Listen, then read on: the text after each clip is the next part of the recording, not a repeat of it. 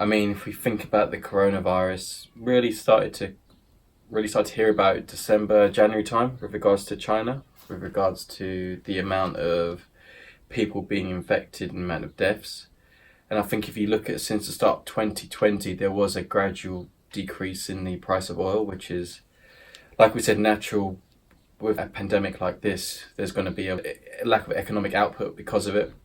Particularly in the last month, we've seen an increase in the acceleration in the amount that the price has gone down in oil. It's really a combination of things, right? When you think about it, I think we started. If you look at the stock market and where it's going up, really and truly, we started 2020 in with quite a few global bearish factors in terms of the macroeconomic state of the world. The coronavirus being a big one. Well, like I said, at the beginning of the year, it was mainly a Chinese problem rather than it wasn't declared a global pandemic yet.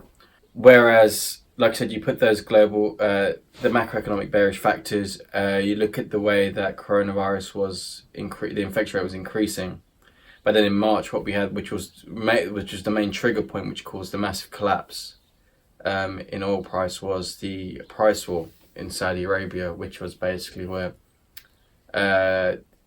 because of these global bearish factors, Saudi Arabia wanted to decrease the output, the amount of oil that they will produce. So they're part of a thing called OPEC, OPEC Plus with Russia, where between them they set their oil prices, and obviously if they decrease the amount of output of oil they're putting out, there's less supply, which therefore keeps the price supported.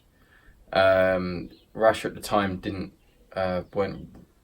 seem willing to go along with this pact, and therefore that's when Saudi Arabia announced that they were going to flood the market essentially with oil, and that's what caused the price to just dramatically fall as well, which, like you said, added with the way coronavirus at that point hit Europe as well, and only exponentially increased.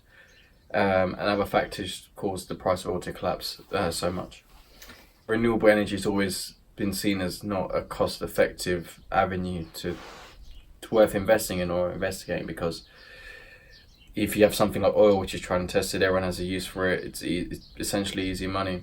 Whereas now, if oil's that cheap, it may push oil majors like BP, Shell, for example, to do more research, spend more on renewable fuels, because it may be a break-even point where it is a bit more cost-effective, particularly in the long term.